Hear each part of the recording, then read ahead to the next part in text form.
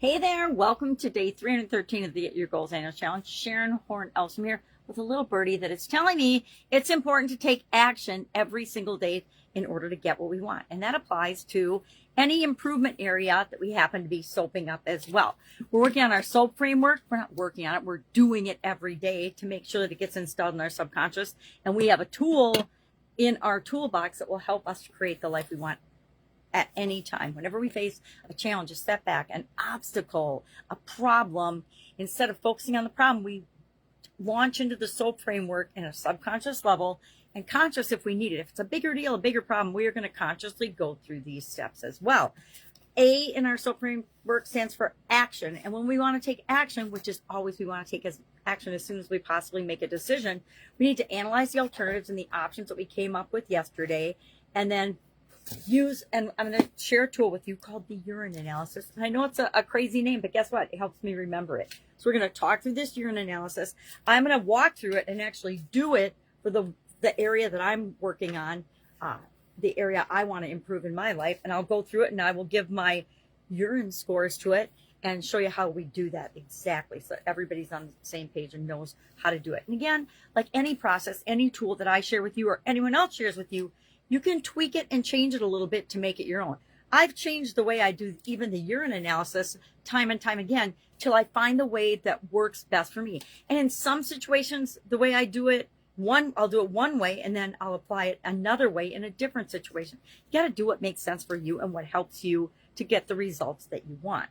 So what I did yesterday, like everybody else, is I brainstormed 10 possible options, 10 things I could do to help close the gap between where I am and where I want to be. Where I am right now is my nutrition is pretty chaotic and crazy. It's not planned. It's not organized. It's not anything. I guess that's something I just thought of now. I could actually plan out my nutrition and consumptions, and I don't even have that on the list.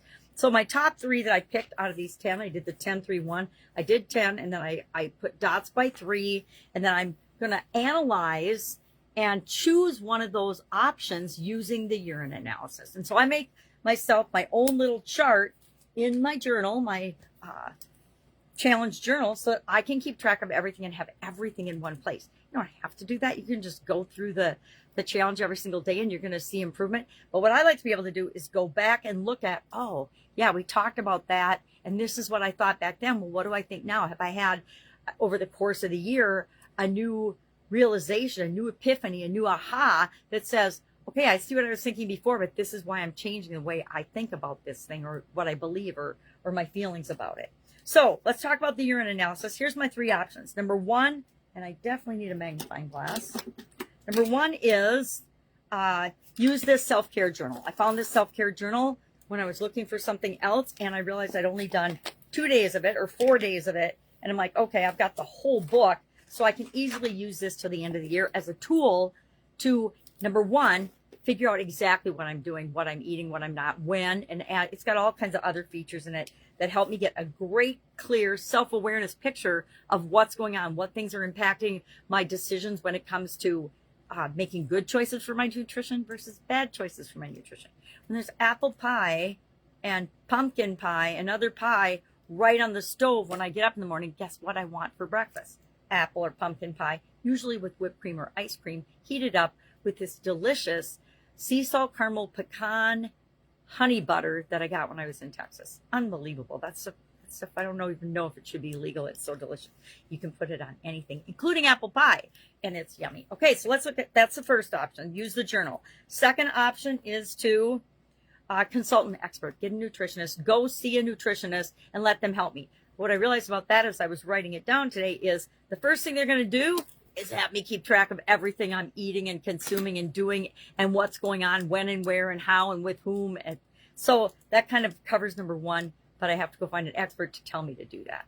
Okay. And number 3 is join some sort of a program. There's lots of programs for all different niches, all different age groups in my case, for being healthier, right? We always want to get healthier as we're getting older. Hopefully, usually we assume that our health has to deteriorate as we're getting older, but I would actually say that I am healthier, way healthier now than I was in my 20s. I'm healthier now than I was in my 50s when I was 50, I had a sudden cardiac arrest and took a couple of week coma hiatus to decide if I really wanted to be here or not. And so definitely healthier now than I was then. Yet I have noticed this last summer, well, since about May, my health has been slipping a little bit. And that was following my sudden cardiac, my box reinstall. I got a internal cardiac device as part of that situation. And so I had to have it replaced after 13 years, which is really, really good. They usually only last about 9. So I got my money's worth with that box, and I've got a new one now. So I figure I'm good for at least another 13 to 15 years before I have to do it again. And I'm glad to say it wasn't at all what I expected. It was so much easier than the first time. I guess without the drama and the trauma and the dying part, just getting the box replaced was a lot easier than that whole rigmarole. And I didn't have to go through cardiac rehab this time or anything. So urgent. Let's look at this. Let's look at our urine analysis for my 3 things and tell me to stop talking about side topics. So option 1, we're going to look at all 3 of them across the board because for me that's easier.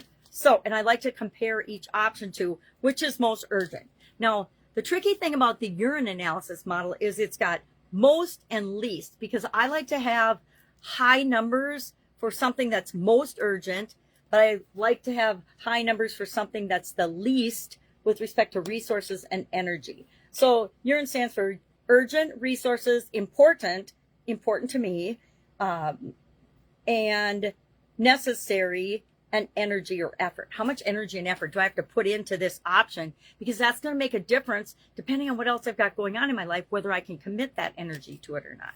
So let's look at these 3 options with respect to urgency. And I'm going to give the most urgent one a 3, the next most urgent one a 2, and the least urgent one a 1. Why? And again, this is subjective. This is just my opinion on each and every one of these things. Because guess what? My opinion is the only one that counts. Our opinion is really the only one that counts when it comes to anything in our life. Light bulb moment. Okay, so urgent.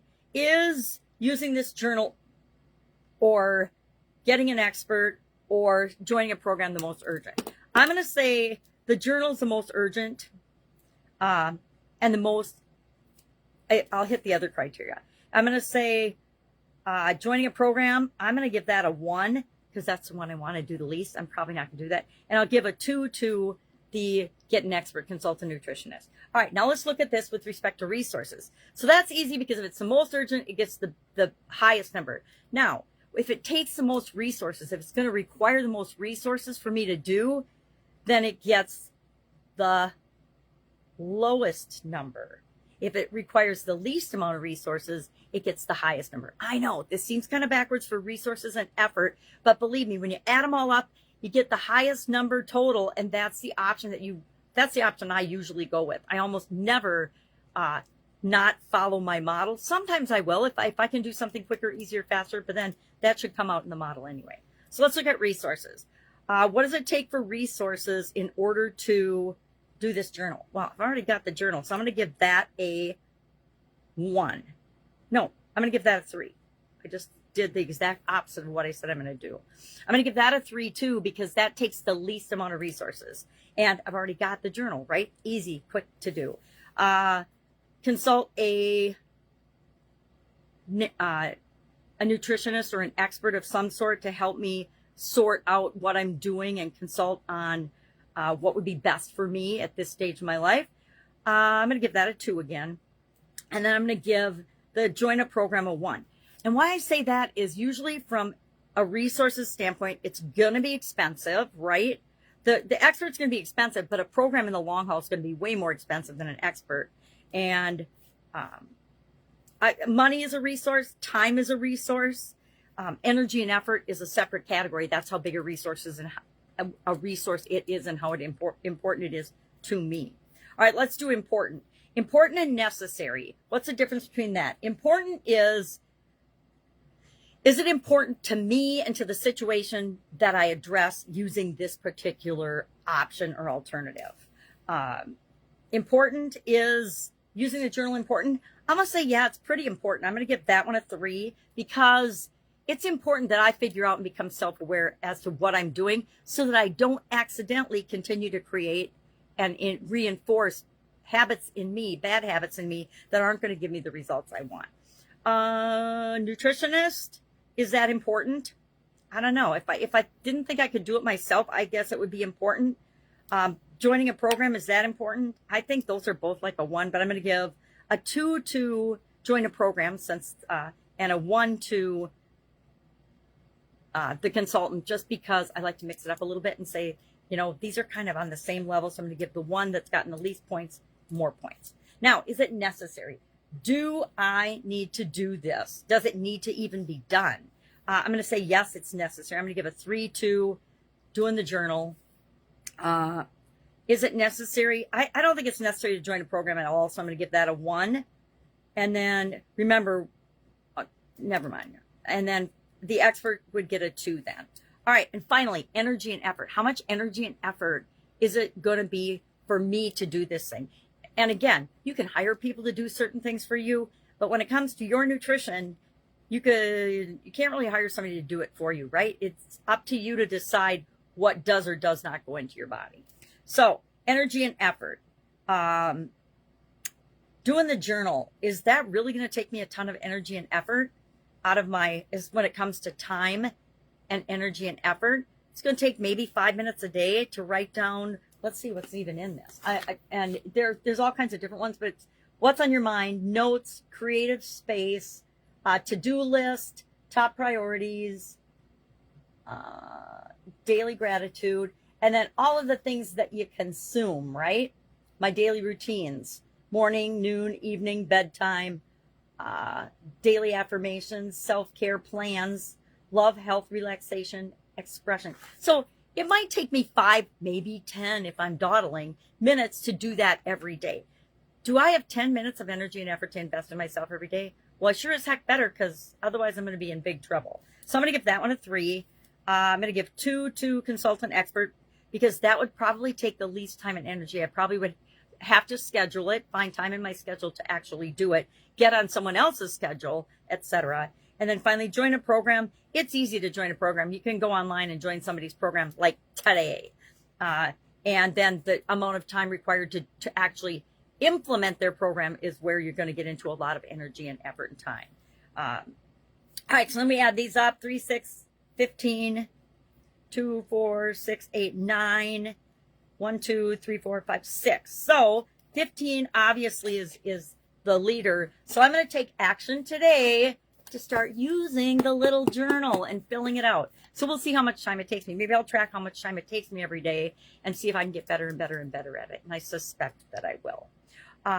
That's it. So that's what we're going to do today. You are going to run a urine analysis on the top 3 options that you selected from yesterday's brainstorming. Any questions about this?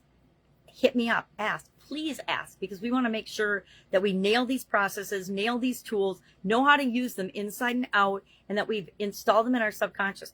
I honestly don't have to think through this whole urine analysis consciously anymore. My subconscious brain works and does it for me whenever I'm looking at different options and alternatives. And it also does the head, heart, intuition, some of the other tools that we've used. Otherwise, you are welcome to check out the Get Up and Go Challenge private Facebook group page. Guide 17 is a write-up that supports the video every day. Any questions about that? I will admit that I'm using Chat GPT, the AI, to create that content, not editing it. It's just an additional source of information on the topic that we're talking about every day. So it's more than just me talking. All right. If I can help you in any way, ask. Otherwise, I will be with you tomorrow. Have fun with your urine analysis today. Bye.